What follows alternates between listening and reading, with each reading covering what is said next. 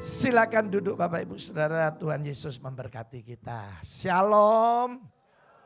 Wah luar biasa ya, puji Tuhan. Tepuk tangan dulu untuk pelayan-pelayan kita. Ya saya pikir liburan, ya sih penuh ya, puji Tuhan saudara ya. Saudara, Tuhan baik buat gereja kita. Jadi tema tahun depan saya masih pakai percepatan dan pelipat gandaan. Karena tema ini sangat menolong gereja kita.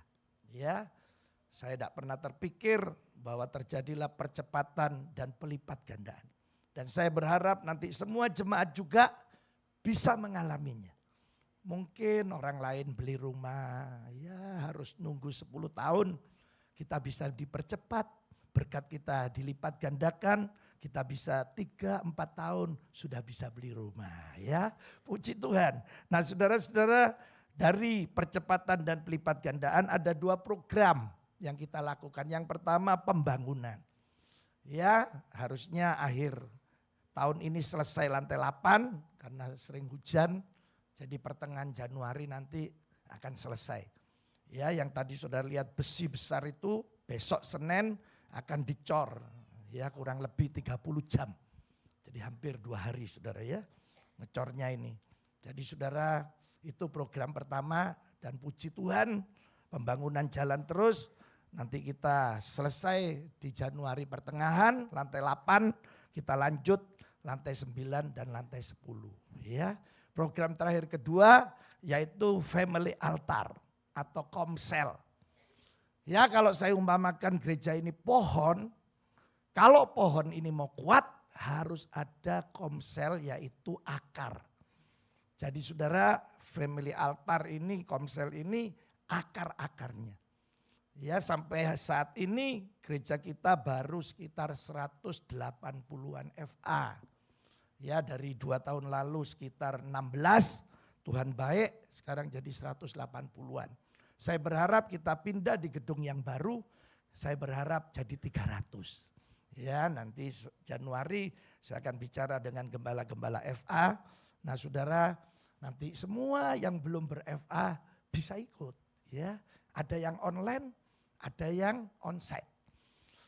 Di rumah saya ada 2 FA. Ya, 1 FA ini satunya lagi itu terus dua-duanya kompak saudara ya. Nah tiba-tiba yang satu keluarga ini di FA itu harus karena pekerjaannya pindah ke Jawa Tengah ya. Mereka merasa kehilangan tapi aneh ya. Setiap FA hari Selasa, jadi yang dari Jawa Tengah itu pakai Zoom. Ya, jadi ini ngomong yang sana pakai HP, saudara ya. Jadi tidak bisa dipisah, ya luar biasa. Nah puji Tuhan. Nah saudara dari percepatan dan pelipat gandaan ini, saya lihat jemaat sudah mulai begitu banyak. Jadi mulai minggu depan, tanggal 4 sampai 5, sekarang ibadah kita dari 6 menjadi 8 ibadah. Ya, daripada nanti jemaat masih ada yang keluar, lebih baik sekarang saya buat 8. Mari kita lihat dulu tayangan tadi supaya saudara tahu ya, ibadah apa aja jamnya. Jadi dimulai hari Sabtu 2 kali, jam 5 sama jam 7. Jadi yang ada 30-30-nya saya sudah hilangi biar saudara gampang ingat ya. Jadi ini ada jam 5 sore, jam 7 malam. Nah ibadah raya ketiganya jam 7, jam 9, terus ada jam 11, ada jam 3 sore, 5 sore, 7 malam. Kalau masih kurang kita tambah jam 9 malam. Kurang mana jam 11 malam. Ya, cek nginep sekalian di sini ya. Nah kemudian saya tertibkan semua, mulai dari ibadah anak itu hari Sabtu. Yang tadinya 1:30 sekarang Yes Kid namanya ya. Yes ini singkatan Yes Toya, itu jam 2. Hanya setengah jam. Ya nanti saya bicara dengan pengurusnya, tidak boleh lebih setengah jam. Karena ini anak-anak, dikhotbahi 15 menit mencret saudara ya. Nah ini ya. Kemudian berikutnya selisih 1 jam, di Sabtu itu ada Yestin remaja. Kalau ini usia 0 sampai 10, remaja usia 11 sampai 14. Ini ada ratusan anak.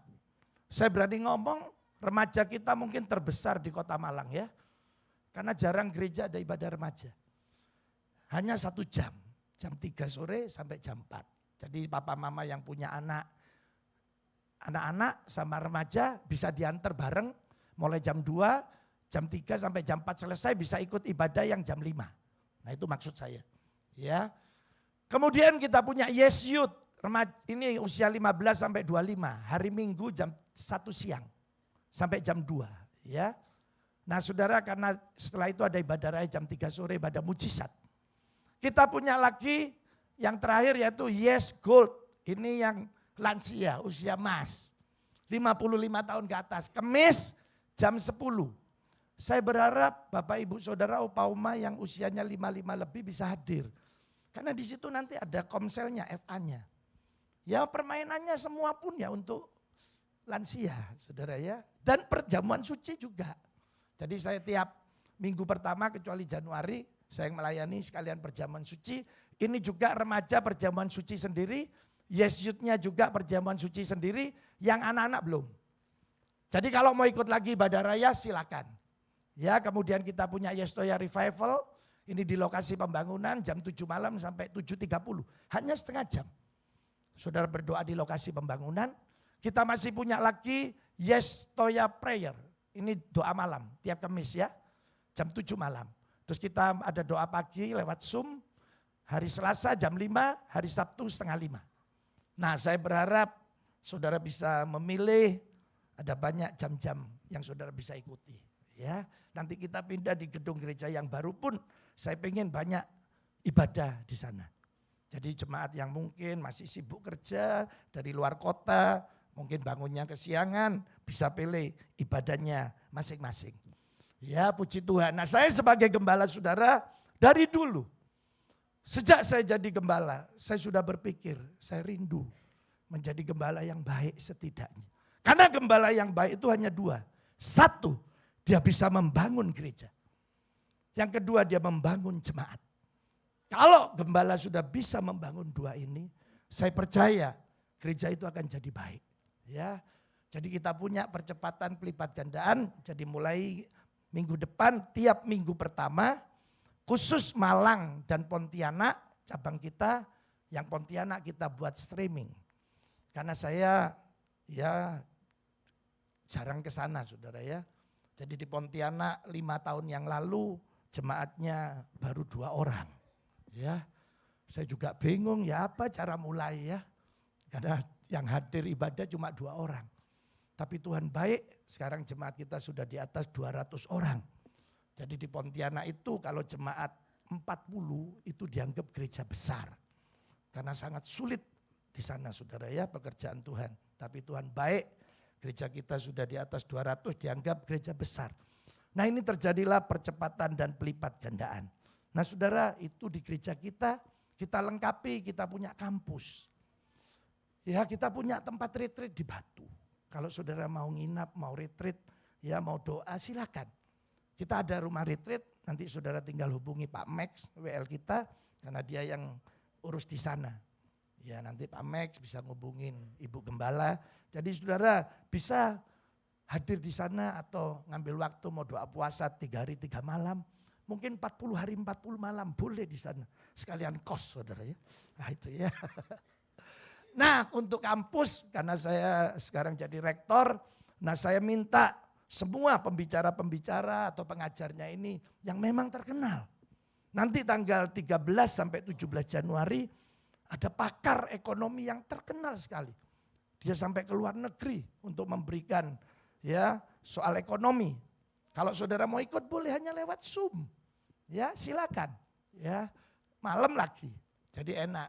Nah nanti itu tanggal 13 sampai 17. Kalau 27 sampai 31 Januari ada Pak Arnold Tindas. Dia buat buku yang sangat terkenal. Alkitab tidak pernah salah.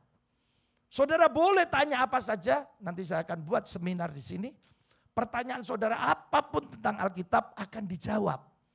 Dan akan dibuktikan bahwa Alkitab tidak salah. Nah dia pakar Ibrani juga Yunani. Jadi nanti kalau saudara mau pengen tahu aja bahasa Ibrani ikut aja kuliahnya.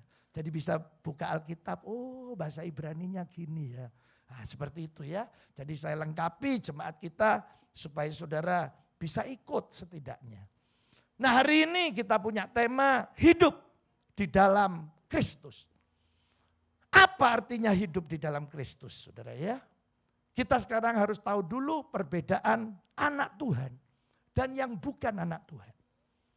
Karena saudara Kristus, yaitu Yesus, di mana saudara dan saya akan hidup di dalamnya dan dia hidup di dalam kita, nanti ada perbedaan. Ada dua perbedaan besar orang yang hidupnya ada Yesus. Yang pertama Alkitab bilang ada kasih Kristus. Nah kasih ini tidak dimiliki oleh semua orang di luar Yesus. Jahat dibalas jahat, itu sudah umum. Baik dibalas baik, itu umum. Ya wis selayaknya lah Pak Sam. Lawan jahat ya dibalas jahat. Baik ya kita balas baik. Tapi kalau baik dibalas jahat, itu pekerjaan setan.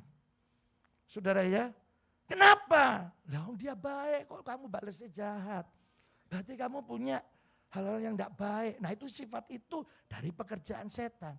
Tapi kalau jahat dibalas sama kita baik, hanya kasih Kristus yang bisa melakukannya. Tidak masuk akal, tidak bisa. Ya, tidak bisa akal kita ini terima. Ya apa om dia jahat baik saya, gimana saya mau baik. Tapi kasih Kristus tidak. Jadi kita pasti punya perbedaan. Nah ini yang Alkitab tulis. Makanya saya kadang heran ya. Ada saudara kandung, ya terus ribut. Saya kadang, ya apa ya caranya ya. Saya loh bersaudara tinggal 3. Ya kemarin ketemu di Jepara. Saya ciumi adik saya, perempuan ya yang kecil. Terus saya datangi koko saya, masih sakit. Ya saya bilang, ya saya saudara kandungnya. Sampai mati ya saudara kandung. Ya saudara, lah yang jahat aja kita baiki. Lah apalagi saudara kita. Saya yakin masih ada yang benci be mamanya. Ada. Loh saya gini, kok saya benci be mamanya ya. Lah mamanya itu loh yang melahirkan. Ada. Ya di sini dulu. Tapi puji Tuhan sudah dipulihkan. Saya benci loh Pak be mama saya. Loh kok bisa ya. Kau coba cilik dipites mate kon. Ya. Loh kok bisa ya. Lah tapi kasih Kristus tidak begitu. Jadi saudara itu satu. Ya ciri pertama. Yang kedua terakhir. Kita beda dengan orang dunia. Karena kita punya iman. Ini lebih tidak masuk akal. Gimana belum kelihatan. Kita sudah percaya terjadi. Ya. Dunia punya juga yang namanya percaya. Namanya sugesti. Itu hanya kekuatan positif yang dimasukkan di pikirannya untuk membuktikan itu benar, itu benar. Tapi tidak ada dasarnya. Ya, dulu anak-anak saya semua ditangani dokter di Surabaya, almarhum. Ya, Bapak Dokter Profesor Erwin. Kami baik sekali. Ya, tengah malam, 1:30 anak saya sakit, saya telepon. Dia pasti terima. Kenapa Pak? Anakku sakit dok. Ya wis kirim Mbak Surabaya. Nyampe Surabaya jam piro? Ya mungkin 3:30. Dia sudah tunggu di sana ya. Padahal dokter sangat terkenal. Baik sekali. Ya, berjalannya waktu, ya kita imunisasi ke Surabaya terus ya. Anak saya 3 sudah gantian terus ya. Saya yang nyeteri sendiri. Terus saya mulai bilang istri saya, gini aja, cari dokter di Malang. Ya, kita dapatlah di Dieng ya. Sekarang juga sudah almarhum. Baik sekali, saudara ya. Nah kita mulai ngomongin anak-anak kita. Nah ini mulai tak sugesti. Ini dokter ya. Dokter Chandra ini baik. Nek kamu sakit ke sana, ya nanti sembuh. Nah saya mulai sugesti. Ya kayak saudara nek minum jamu ya. Aku nek jamu A iki, sehat. Terus toko jamu A tutup. Saudara sudah berpikir, aku nang toko jamu B, C, D, gak kira iso. Saudara nyoba, begitu minum ya gak kira sehat. Tapi begitu buka toko A, belum minum miskin. Sehat wis. Ya. Akhirnya, nah anak saya gitu kan juga. Ya jadi ya kadang batuk pilek lah ya apong. Arek cilik-cilik ya, batuk situk ya kabeh batuk. Saudara, satu waktu Dr. Chandra 3 minggu seminar di Eropa. Loh, anak saya batuk pilek. Pak, Dr. Chandra, enggak ada. Loh, dia bisa nyaut. Nanti tidak sembuh nek dokter lain. Tak boleh ngomong gitu. Pasti bisa sembuh. Ya. Di gua ngalih 2 dokter sampai obat entek. Loh ya kan, enggak sembuh. Kata. Ya itu saya telepon ya susternya. Sus, kapan praktek? Loh, hari ini praktek. Jam piro? Jam 5. Ayo berangkat. Bagi dokter Chandra, ini dek mobil saya batuk pilek. Batuk ya, awalnya sodok panas. Begitu parkir turun, lo nyeker pageret tok. Loh kok wis waras ya? Loh iya, itu saya sugesti. Saudara ya, apa baik? Baik, enggak apa-apa. Tapi enggak ada dasarnya. Tapi yang terbaik yaitu iman. Kenapa ada dasarnya? Apa dasarnya iman? Saudara harus terima firman dulu. Baru muncul iman. Saya kasih contoh kalau saudara sakit. Oleh bilur-bilurnya kita menjadi sembuh. Terus saudara terima, oh bilur Yesus bisa menyembuhkan saya. Terus saudara bilang, saya percaya sekarang. Nah waktu saudara bilang, saya percaya, itulah munculnya iman. Nah nanti waktu dikerjakan baru terjadi pertolongan Tuhan. Jadi saudara, hari ini firman apa yang kita terima? Itu membangkitkan iman kita. Nah hari ini saya ingin bawa tentang iman hidup di dalam Kristus. Karena nanti perjalanan saudara dan saya bukan karena melihat, tapi karena beriman, percaya. Ya kira-kira 9 tahun lalu gereja kita memulai. Ya nanti begitu tahun baru kita masuk tahun ke-10. Begitu piro hari lagi saya juga kepala 6. Ya. Waduh, ini saya waro-waro wis tuwek ya. Nah saudara, waktu 10 tahun lalu atau 9 tahun lalu ya. Awal-awal kita gereja, saya kalau ketemu pelayan-pelayan itu ya Pastor Afat pasti dengar. Kita ini tidak punya gereja ya enak ya. Bisa ngobrol-ngobrol di sana. Waduh jadi rumah kedua nanti gini. Itu 9 tahun lalu. Yang belum ada kelihatan. Tapi kita sudah melihat dengan iman. Nah hari ini sudah di lantai ke-8. 90 meter kali 60. 5.400 meter. Saya tahu ini terlalu besar saudara. Dan terlalu ajaib Tuhan kita. Nah saudara-saudara itu bicara iman. Nah hari ini saya ingin saudara tahu tentang iman. Saya mulai dengan garis besar iman. Jadi iman itu waktu kita berbicara Yesus pasti menolong saya. Itu iman. Sederhana sekali. Jadi nanti saudara mulai berdoa, Tuhan saya ini pengen punya rumah. Terus saudara mulai bilang, saya percaya Yesus bisa kasih rumah, pasti nolong saya. Itu iman. Dari iman yang besar tadi, itu ada 19 bagian sesuai tokoh-tokohnya. Itu artinya iman. Saya kasih contoh Abraham. Berarti kalau kita cerita Abraham, keluarlah namanya arti iman, di mana Abraham yang mengalaminya. Apa arti iman dari Abraham? Ini cuma contoh ya.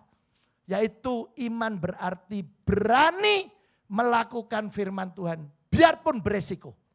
Banyak anak Tuhan ya tidak ada resikonya berani. Oh ya ake tunggale ya. Tapi nah ini resiko ini. Saudara melayani Tuhan, resiko waktu saudara loh pasti berkurang. Saudara melayani Tuhan, resiko waktu saudara dengan keluarga pasti berkurang. Tapi apa saudara berani melakukan? Saudara melayani berkorban waktu, korban pikiran, kadang keuangan. Berani saudara? Nah kalau berani itulah iman Abraham. Kenapa? Waktu Tuhan bilang sama Abraham, Abraham, Ishak anakmu korban no.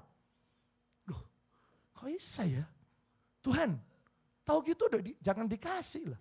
Oh ngaku dikasih waktu tua, ini resiko bisa mati. Tapi waktu Abraham melakukan, itulah imannya. Nah nanti saudara lihat Musa. Nah apa belajar dari Musa? Belajar bahwa iman itu taat. Nah itu terus ceritanya. Ada Sadra, Mesak, Abednego, ada Daniel, ada Yusuf terus saudara. 19 arti iman. Nah dari 19 saya ambil satu hari ini. Saudara penemuan terbesar di abad ini yaitu Alkitab asli ditemukan. Ya tadi saya berjumpa 8 orang yang ikut ke Israel nanti tanggal 3 Maret. Mungkin masih ada saudara yang mau ikut, silakan. Ya, nanti pasti ke lokasi ini. Di Israel senang sekali ya, kita mulai dari Mesir perjanjian lama sampai nanti Israel, terus Petra perjanjian baru. Ya itu saudara lengkap wis. Nanti kalau ke Mesir pasti naik Gunung Sinai. Saudara yang belum pernah naik onta, seneng naik onta ya. 2 jam naik onta. Nanti waktu 1 jam harus diingat-ingat, onta biasanya noleh. Terus ngomong, gantian dong, nah gitu ya. Nah itu saudara ya. Saudara senang sekali. Nah nanti akan dibawa ke daerah namanya Qumran. Qumran hanya ada restoran satu sama toko Ahava. Ya di mana toko ini kalau saudara pengen kulitnya halus, ya pengen lebih muda 20 tahun katanya ya. Nah, suruh pakai di sana kosmetik di situ. Nah di belakangnya itu ada gunung. Semua bukit dan gunung. Nanti sudah lihat ada lubang. Saudara penemuan abad terbesar ditemukan 900 gulungan kitab. Kitab apa ini? Asli Kejadian sampai Wahyu. Yang ditulis 5.000 tahun yang lalu. Ya dari satu tinta dengan bahan papirus. Saudara semua Kejadian keluar semua ditemukan. Dan UNESCO, Badan PBB sudah membuktikan. Maka semua pakar-pakar di dunia dari agama apapun sudah melihat itu asli. Ya, dulu saya masih sering dengar, yang disalib bukan Yesus ya, Yudas Iskariot. Sekarang enggak bisa sudah. Karena sudah sah diakui. Yang disalib itu Tuhan kita, Yesus. Saya sudah datang ke museum Bible, museum Alkitab di Yerusalem. Itu sudah dipasang, semua pakai anti peluru ya. Saya lihat ada Holocaust, nah saudara ya. Nah saya lihat juga semua nama-nama orang Yahudi di seluruh dunia. Itu ada semua, sealamatnya. Ya, jadi kalau saya orang Yahudi, misalnya saya tinggal di Jalan Mahameru, bulan depan saya pindah ke Jalan Welirang, saya harus masukkan laporan ke sana. Bahwa saya pindah ke Welirang. Kenapa? Karena satu orang Yahudi meninggal, tulangnya harus kembali ke Israel. Ya, jadi saudara-saudara, ini dari Kejadian sampai Wahyu, hanya satu kitab yang belum ditemukan.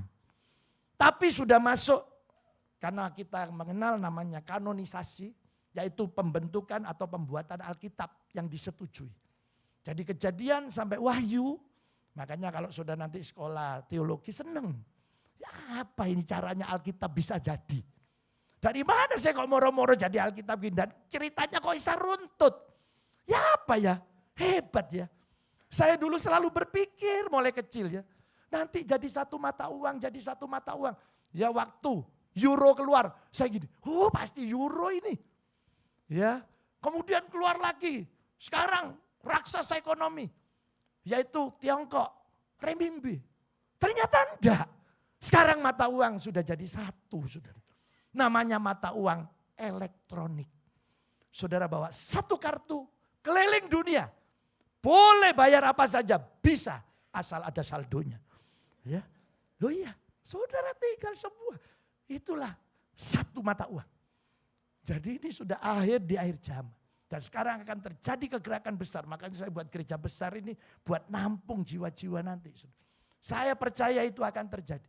Nah, dari Kejadian sampai Wahyu hanya satu kitab yang belum ditemukan. Dan kitab ini tidak ada nama Tuhan, tidak ada nama Allah yang disebut. Jadi tidak ada nama, namanya Tuhan, namanya Allah. Kitab apa? Kitab Ester. Ya, nah hari ini saya ingin bicara ada 3 hal supaya iman kita belajar dari Ester itu bisa menolong saudara dan saya. Jadi iman kita bisa mengadakan mujizat. Gimana caranya? Mari kita akan baca dulu. Ya, sebelum saya akan baca, saya akan cerita dulu. Jadi Ester ini dia jadi ratu akhirnya. Saudara, ada namanya Haman, itu akan membunuh semua orang Yahudi. Dari dulu ya, mulai Alkitab Kejadian, orang Yahudi ini selalu akan dihabisi. Salah satu orang terhebat di dunia, pemeraih Nobel, selalu ada orang Yahudi. Ya, saya cuma dengar di seluruh dunia orang Yahudi hanya sekitar 12,5 juta saja. Hari ini orang Tionghoa, orang Tiongkok yang ada di Tiongkok daratan dan di seluruh dunia kira-kira 2 miliar. Jadi nek ngencing bareng di jam yang sama banjir seluruh dunia ya. Nah ini saudara ya. Nah saudara itu namanya Holocaust. Bagaimana Hitler membunuh 6 juta orang Yahudi. Saya datang di Museum Bible saya lihat sendiri ya. Oh seperti ini ya menghabisi 6 juta orang. Ya hanya satu keluarga yang lolos. Ya. Nah saudara-saudara, jadi saudara ini juga Haman ingin menghabisi semua orang Yahudi. Nah kemudian Mordekai itu paman dari Esther. Nah karena Esther ratu ada di dalam istana. Dia pakai lewat jalur ya anak buahnya Esther untuk nyampaikan. Mari kita baca ayat ini ya. Kita baca sekarang Esther 4 ayat 10 sampai 17. Nah mari kita akan lihat dari Esther ini belajar tentang iman. Akan tetapi katanya Esther menyuruh Hatta memberitahukan kepada Mordekai. Nah ini apa yang diberitahukan ayat 11. Katanya gini, semua pegawai raja serta penduduk daerah-daerah kerajaan ini tahu bahwa apa setiap laki-laki atau perempuan yang menghadap raja di pelataran dalam dengan tidak dipanggil hanya berlaku satu undang-undang yaitu apa? Hukuman mati. Dulu kerajaan selalu ada halaman, ada pelataran dalam, baru tempat istananya. Supaya kalau diserbu, tidak langsung kena istananya. Nah siapa aja yang dipanggil di pelataran dalam ini, itu harus dipanggil sendiri oleh rajanya. Jadi nek moro-moro dateng, wes aku pokoknya kate ngadep raja, pasti mati. Itu undang-undangnya. Nah sekarang katanya Alkitab hanya orang yang datang kepadanya, raja mengulurkan tongkat emas yang akan tetap hidup. Jadi nek dipanggil terus dikasih tongkat emas, ya itulah yang hidup. Katanya Esther, sekarang dia cerita sama Mordekai, aku wis 30 hari ini tak dipanggil menghadap raja. Ya apa ini? Ini sudah mau terjadi pembunuhan untuk orang Yahudi. Mordekai ngomong, ini mau dipateni kabel. Aduh, aku ini loh 30 hari saya belum dipanggil. Nih aku ngadep dewek, pasti mati. Nah sekarang ayat 12. Ketika disampaikan orang perkataan Esther itu kepada Mordekai, sekarang ayat 13. Maka Mordekai menyuruh menyampaikan jawab ini kepada Esther. Katanya Mordekai ngomong gini, mungkin sodok pegel ini ya. Jangan kira karena engkau di dalam istana raja, hanya engkau yang akan terluput dari antara semua orang Yahudi. Kamu bawa macam-macam loh ya, apa kira kamu tuh di dalam istana karena kamu orang Yahudi terbebaskan. Ya gitu ya, ayat 14. Sebab sekalipun kau pada saat ini berdiam diri saja, biarpun kamu diem aja. Bagi orang Yahudi akan timbul juga kok bisa kok pertolongan itu dari mana aja bisa katanya. Nah dan engkau dengan kaum keluargamu pun bisa mati. Jadi saudara ini umum lah omongan ini. Kamu nek mau nolong ya kita bisa ditolong. Kamu ndak pun belum tentu. Kita pun tetap ada yang bisa nolong. Dan keluargamu pun bisa mati loh. Nah kira-kira gitu saudara ya. Nah siapa tahu mungkin justru untuk saat yang seperti ini engkau beroleh kedudukan sebagai ratu. Ayat 15. Maka Esther menyuruh menyampaikan jawab ini kepada Mordekai. Apa? Mari kita baca, inilah yang kita akan bahas. 2, 3. Kumpulkanlah apa? Yang terdapat di mana? Dan apa? Untuk aku, berpuasa untuk aku. Janganlah apa? Makan dan janganlah minum 3 hari lamanya. Baik waktu apa? Waktu siang, aku serta dayang-dayangku pun akan apa? Dan kemudian aku akan masuk menghadap raja. Sungguh pun berlawanan dengan undang-undang. Mari kita baca ini 2, 3. Kalau aku mati, biarlah aku mati. Ayat 17. Maka pergilah Mordekai dan diperbuatnyalah tepat seperti yang dipesankan Esther kepadanya. Ini yang biasa disebut puasa Esther. 3 hari 3 malam tidak makan apa-apa, tidak minum apa-apa. Itu puasa Esther. Ada puasa Daniel, tidak makan daging. Tapi boleh sayuran, boleh minum. Ya, yang belum pernah dilakukan puasanya Tuhan Yesus, Elia dan Musa. 40 hari 40 malam tidak makan apa-apa, tidak minum apa-apa. Kalau saudara mau coba silahkan. Pasti nanti saudara berangkat duluan ya. Nah ini saudara ya, kecuali Memang Roh Kudus yang memberi kekuatan kepada kita. Nah saudara, ini kita akan belajar dari kisah Susan tentang iman. Yang pertama, gimana caranya supaya iman kita bisa mengadakan mujizat buat kita. Yang pertama, saudara harus punya hubungan yang baik, yang istimewa dengan Tuhan kita. Siapa nama Tuhan kita? Yesus. Jadi saudara harus punya, makanya Esther bilang puasa. Ayo puasa semua. Nah saudara-saudara supaya apa? Punya hubungan yang baik sama Tuhan. Jadi saya berharap Bapak Ibu Saudara kalau mau punya hubungan yang baik sama Tuhan, komunikasi sama Tuhan diperbaiki. Waktu kita memuji menyembah Tuhan, itu saudara memberi. Ya, waktu memuji menyembah, oh haleluya. Nanti waktu doa, saudara meminta. Sekarang waktu firman, Yesus yang memberi. Jadi ini komunikasi dua pihak. Jadi kalau saudara hari ini mau komunikasi dengan baik, ya ibadah. Karena di sini bisa memuji, menyembah. Bisa dengar Tuhan berbicara. Jadi yang pertama harus punya hubungan yang baik dengan siapa? Tuhan kita Yesus. Nah ini saudara ya. Nah jadi suruh puasa katanya. Itu yang pertama. Sekarang yang kedua. Saudara kalau mau hari ini iman kita menghasilkan pertolongan Tuhan. Harus punya hubungan yang baik dengan sesama. Ya, terutama saudara kandung kita, family kita, tetangga, apalagi teman-teman seiman. Jadi harus ada. Kalau saudara hari ini punya kepahitan dan itu masuk dalam hidup kita, tidak mungkin iman saudara bisa nolong kita. Karena pasti saudara dan saya akan mati rohaninya kena kepahitan. Saya dulu ya berpikir orang kepahitan ya apa ya? Kok saya tidak pernah ya? Gitu ya. Terus saya ini bisa beli rumah di Gambuta, Jalan Gambuta. Kecil saudara. 6 kali 6, jadi 36 meter. Dulu ada tipe 21, 7 kali 3. Ada tipe 36, 6 kali 6, tipe 42, 7 kali 6, tipe 54, ya 9 kali 6. Nah itu rumah itu berdasarkan ukurannya, saudara. Jadi rumah saya juga 6 kali 6. Rumah saya tidak perlu CCTV, ya ngadek ketok kabeh, cuma 6 kali 6 ya.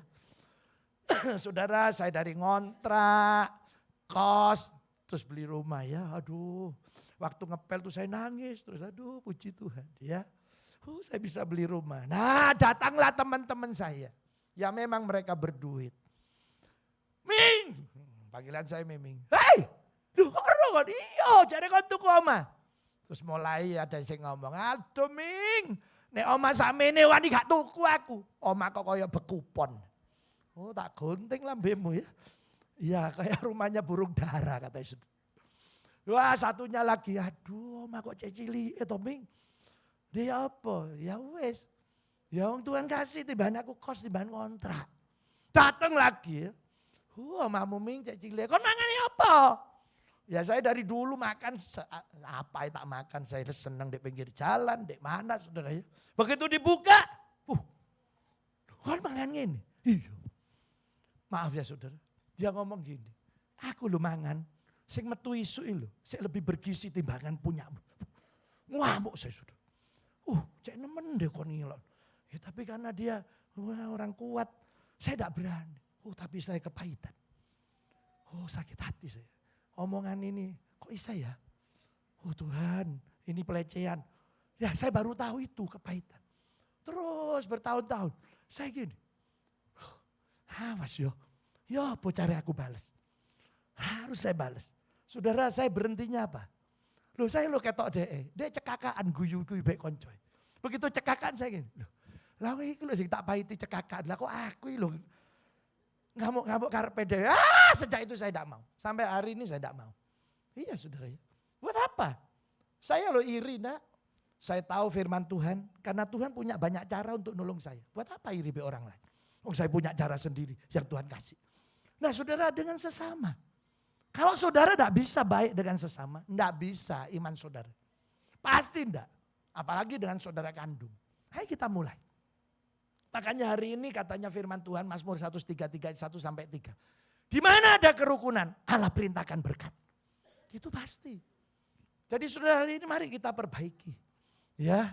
Nah ini yang dilakukan oleh Esther. Ayo tidak percaya kita baca Esther 2 ayat 11 sama Esther 7 ayat 6. Jadi Mordekai sama Esther ini saling baik sekali. Tiap-tiap hari berjalan-jalan Mordekai di depan pelataran balai perempuan itu untuk mengetahui bagaimana keadaan Esther dan apa yang berlaku atasnya. Jadi Mordekai terus ngawasi Esther. Sebaliknya, waktu Esther sudah mendapatkan sesuatu dari raja, dia bilang gini ya. Sekarang Esther 7 ayat yang ke-6. Lalu jawab Esther, ngomong ke raja, penganiaya dan musuh itu ialah Haman, orang jahat itu. Maka Haman pun sangatlah ketakutan di hadapan raja dan ratu itu. Jadi dia bela. Nah saudara, hari ini kita akan mulai. Ya peduli satu sama lain. Saya akan benahi diakonia kita ya. Karena ini sangat penting. Ya kita sudah mengeluarkan untuk BPJS, bedah rumah. Sekarang jemaat sudah ada lagi yang kasurnya dari kapuk. Ya yang dari kasur kapuk ya. Sekarang sudah kita ganti spring bed semua. Nah ini ya.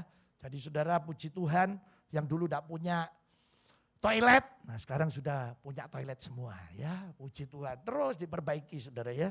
Yang pintu-pintunya toiletnya rusak mungkin benahono dewe ya. Ya, saudara nanti kita perbaiki ya. Nah itu untuk sesama. Baru yang terakhir, mari kita baca ya. Ini ayat yang disukai jemaat. Ayat apa? Iya, tadi Esther 4 ayat 16. Ya kalimat terakhirnya saja. Jadi kalau kita hari ini ingin iman kita menghasilkan mujizat, kita harus beres dengan diri kita sendiri. Jadi saudara harus beresi. Tidak boleh minder anak Tuhan ya. Jangan minder. Saudara biji mata Tuhan, kita berharga. Jadi kita istimewa. Nah ini lihat apa yang dikatakan oleh Esther. Kalau apa? Terpaksa aku mati, biarlah aku mati. Dia tahu. Harus ada yang dikorbankan. Jadi saudara-saudara hari ini saudara dan saya harus beres dengan diri kita. Ya, jadi jangan ada lagi yang kecewa. Kok saya lahir dari keluarga yang tidak baik mungkin. Kita lahir tidak bisa milih.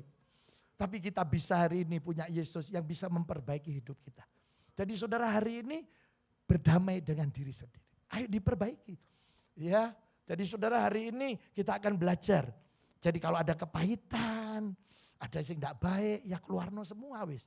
Jadi sekarang saudara kalau beres hidup kita, percaya saya iman yang ada pada kita menghasilkan pertolongan. Ada 2 film yang saya tonton yang membuat saya nangis. Yang pertama film penginjilan di Korea. Seorang gadis yang pingin papa mamanya semua sekeluarga itu dimenangkan untuk Tuhan. Jadi dia harus melewati salju. Jadi judulnya kalau terpaksa aku mati. Ya, waduh, saya lihat tuh saya menangis ya sampai sebegininya ya. Dia mau berkorban untuk keluarganya. Jadi dia bilang kalau saya sudah diselamatkan, saya harus ini keluarga saya. Jadi dia lakukan sampai katanya kalau terpaksa aku mati. Aku pun siap untuk mati. Ya seperti sama dengan yang dilakukan oleh Esther ini. Yang berikutnya, yang kedua saya nangis. Ya, saya tanya Ibu Gembala, iki dia ini di film iki, aku pengen delok. Judulnya Mama How. Nah itu ya, ada yang tahu? Mama How, Mama baik. Itu di Tiongkok, kalangan Cina pasti dinyanyikan. Ya, apalagi baru kita hari apa? 22 Desember, Hari Ibu. Ya, luar biasa. Saya kira mungkin hanya negara Indonesia ya yang sangat menyanjung wanita ya. Kita pernah punya presiden wanita. Sementara di luar negeri ada wanita nyetir mobil loh, tidak boleh. Kita pernah punya presiden. Sampai negeri kita loh disebut perempuan. Titik-titik Pertiwi. Apa? Ibu Pertiwi. Loh kok gak Bapak Pertiwa ya? Iya, kalau bilang hebat pakai apa namanya? Lah ya ibu jari, bukan jempol saja, ibu jari. Kok enggak bapak jari? Kota yang besar disebut apa? Ibu kota. Saya ini kok hebat ya. Kita sudah merdeka dari tahun 45. Tiap tahun ada 3 sampai 5 pahlawan. Jadi kurang lebih 300 pahlawan yang dimiliki negara kita Indonesia. Tapi dari Januari sampai Desember hanya 1 pahlawan yang selalu diperingati. 21 April. Hari apa? Loh, Hari Kartini. Loh kok enggak sing lain? Sing lain lo hebat-hebat ya. Iya banyak yang hebat. Hebat loh wanita ini ya. Sampai ada lagunya kan.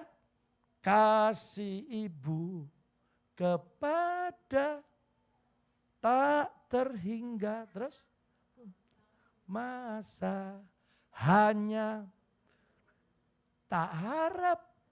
Loh itu loh ya. Jadi kasih ibu sepanjang jalan. Kasih bapak sepanjang apa? Aduh sepanjang galah. Cuma kayak ngamei pohon mangga loh. Ya. Saya gini. Hebat kabeh di porong ibu-ibu ya. Ya puji Tuhan lah. Orang laki dikai situ ya. Lumayan ya. Waktu ngomong apa? Gak papa. Ya itu. Coba diganti gak maman. Tek wis tutup buku ya. Saya sampai heran ya. Kepala pemerintahan kabupaten namanya siapa? Bupati. Masih dia laki gak boleh meresmikan gereja ini. Nanti yang meresmikan Pak Pati. Gak oleh. Tetap bupati ya. Nah saudara saya lihat di ceritanya Mama Hau ini ya. Saya tidak tahu memang ini cerita asli atau hanya fiktif ya. Tapi di situ kita bisa belajar ya. Bagaimana sepasang ya gadis sama pemuda ini ya. Kemudian pacaran sampai menikah. Tapi tidak disetujui dari pihak laki. Karena yang laki sangat kaya. Yang perempuan miskin sekali. Jadi saudara kemudian menikah dan memiliki anak. Sampai umur 6 anaknya dirawat sendiri. Tapi anak lakinya ini dibawa ke luar negeri sekolah dokter. Ya suaminya. Jadi dipisah oleh mertuanya. Jadi tiap hari Mama Hau ini nyanyi lagu ini ya. Jadi anaknya diajari nyanyi. Mama Hau terus sudah. Sampai akhirnya mertuanya mengambil anak laki ini juga cucunya ya. Maka kemudian menantunya ini masuklah ke rumah sakit jiwa. Dan lama ada di rumah sakit jiwa, saudara ya. Saudara anaknya ya kemudian lulus jadi dokter. Ya, suaminya juga, sekarang anaknya dikirim juga jadi dokter dan lulus kembali. Nah anaknya jadi dokter, dia praktek ke satu rumah sakit. Waktu dia masuk dia lihat ya, dia lihatlah seorang ibu ini bawa boneka dan nyanyi lagu ini ya, Mama Hau ini. Terus dia tanya sama stafnya siapa ini? Oh iya dia kehilangan anaknya. Jadi diambil terus dia jadi masuk di rumah sakit sini. Nah anaknya tidak tahu di luar negeri. Ya saudara kemudian dia mulai teringat. Waktu dinyanyikan tuh ya. Mama. Dia ingat waktu kecil. Terus waktu dia bilang apa? Mama itu langsung sembuh mamanya. Waktu mamanya nolak. Oh ini anakku. Wah luar biasa ya. Itu bertahun-tahun ada di rumah sakit jiwa. Hanya anaknya bilang, Mama, ya langsung sembuh. Oh saya percaya saudara ya, kalau diri kita ini beres. Saya percaya Allah akan melakukan banyak hal yang ajaib buat kita ya. Banyak hal yang baik. Saya selalu pesan ke orang tua ya dari mimbar ini. Saya ajari orang tua, ayo satu orang tua harus bisa menabung. Tidak boleh orang tua nanti minta ke anak cucunya. Ke anak menantunya dan cucunya, jangan. Mereka punya kehidupan sendiri. Mungkin saudara bilang, oh dia kaya, belum tentu. Mungkin kita lihat saja, tapi di dalamnya mungkin dia banyak kebutuhan. Jadi saudara harus hidup nabung. Saya sama ibu gembala nabung juga. Ya kemudian yang kedua terakhir, jangan hitung-hitungan sama anak. Gak boleh. Anak saya minta apa? Di detik yang sama, saya pasti bilang iya. Padahal saya tidak punya uang. Pak, aku butuh ini. Iya nak, saya akan cari bagaimana caranya. Saya tidak pernah, enggak punya uang Bapak. Tidak, pasti saya akan berjuang. Kenapa? Saya masih percaya kalau saya tidak hitung-hitungan dengan anak saya, anak-anak saya nanti tidak akan pernah berhitung dengan saya. Ya puji Tuhan sekarang anak saya 3 semua tidak pernah berhitung. Ya kadang Pastor Yoel tiap bulan tuh ngasih uang. Ya kadang besar, berkatnya besar. Nah ini Bu Gembala sering kali nangis. Kita wis ono duit, jangan wis konek macam-macam tak pe aku loh ya. Nah, ya. Berapa waktu yang lalu Eva juga anak saya nomor 2. Ya ngasih, cek banyaknya ini cek. Wis coba kan ngomong tak pe aku enggak lo ya. Ya. Nah, kalau Belin ini juga ya. Pokok Belin ini makan di mana? Pak, aku makan di sini. Tak bungkus no ya. Nah, papa di Surabaya, kamu di Malang ya. Jadi saya senang sekali. Kenapa? Karena saya masih percaya. Kalau selama saudara tidak pernah berhitung dengan anak-anak kita, mereka juga tidak akan berhitung ya. Dulu saya setahun berlibur 2 kali. Januari, ya setelah ini pelayanan habis, kemudian Juni. Kita terakhir Januari, setelah itu masuk ke pandemi. Ya, kita berlibur, saya berlima, saya istri, ibu gembala sama 3 anak ke Queenstown. Ya, di New Zealand itu sudah dekat kutub. Jadi itu musim panas tapi masih ada salju. Di sana pernah rekor katanya terpanas 25 derajat. Musim panas loh, saya keluar jam 12 malam, saya 0 derajat. Dingin ya, dulu Berlin mulai umur 16 tinggal di New Zealand sudah. Nah, saudara kami mulai bilang, ayo semua wis kerja, bayar tiket sendiri-sendiri pesawatnya. Iya, kemudian kita nginep, kita bagi 5. Sekarang cara makannya, gantian. Pagi siapa? Oh iya, Pastor Yoel. Siang, Eva. Malam Belin, besok lusa paginya saya. Mari gitu Ibu Gembala. Terus ya. Jadi nanti kalau tiba ke ini, pasti enak. Tapi begitu papanya, KB gini, alah lemes. Soalnya saya mesti nyari nek kalau ini pecel saudara ya. Alah ya. Tapi dari situ ya, kita bisa saling semuanya. Makanya saya pengen nanti saudara semua ya, ayo jemaat Betani Estoya, imannya menghasilkan mujizat. Karena saudara satu, punya hubungan baik dengan Tuhan, dengan sesama, dan dengan diri sendiri. Itu akan terjadi. Mari kita bangkit berdiri. Mungkin masih ada saudara hari ini yang mengalami kepahitan atau sakit hati. Jangan saudara ya, ayo kita mulai bereskan. Saya percaya Tuhan ada di sini. Yesus ada di sini ingin menolong saudara dan saya.